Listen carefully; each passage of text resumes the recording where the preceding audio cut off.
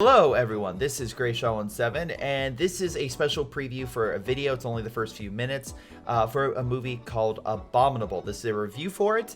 Essentially the main review is going to be on my other channel and I'll link that right down below or in the video somehow.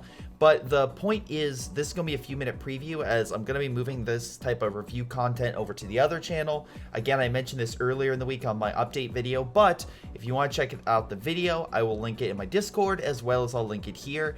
Enjoy the first few minute preview, and yeah, I'm super excited. Hopefully you guys enjoy it, but I'm moving this stuff over to my other channels. This is just an announcement that's up, it's live, and hopefully you guys enjoy. Any case, enjoy the preview, and I'll see you guys next time. Hello everyone, this is Greyshot17 here bringing you something different. Today I want to review a film, not in theaters as we're still in the midst of a pandemic, but no, for the season of Halloween, I figure I would dive into a horror classic, the 2006 film Abominable. No. There's the animated version that came out last year in 2019. I'm talking about the live action version. Come on. I want you. Come on. I'm gonna get him. Come on. Let's go. Ah! The live action Bigfoot movie starring Matt McCoy.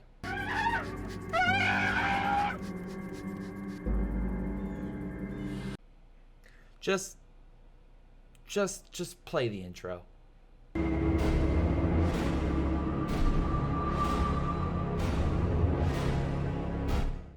Abominable is a low-budget creature feature directed and written by Ryan Schifrin. The idea behind the movie is a combination between Rear Window and a Sasquatch, aka the idea of a character being stuck in a single location while a killer is going around them, taking out everyone they know, while they are trying to, in turn, report or figure out a way to get other people to believe them and get help.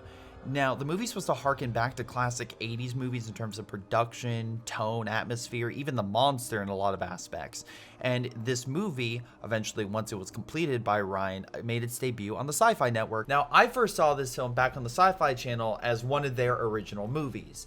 Similar to how Netflix will be like, that seems good. Here, we'll pay a bunch of money and we'll just put Netflix original over it, even if they didn't directly do anything to get it. I found a list saying the top sci-fi films generated and ranked by people, but the problem was the #1 film on that list was The Descent. The problem is, sci-fi had nothing to do with that film. It was Descent, a film about restarting the Earth with a nuke after a global catastrophe, which is a ripoff of the box office bomb, The Core. I bring this up because this film has stuck with me over the years as being generally good, and the past year I decided, hey, why not just check it out? And to my surprise, it actually has a positive Rotten Tomatoes score. Mostly. Now, the film in 2018 had a Blu-ray release. This is a special edition created by the director who pulled in a number of favors, all documented on a short commentary at the beginning of the Blu-ray to get this actual release. I will still be covering it as its release in 2006, but for note, the footage is from the 2018 version, which is of superior quality, and it actually is a really good transfer. Is this a hidden gem film or something that should have been left unfound? This is my review of Abominable.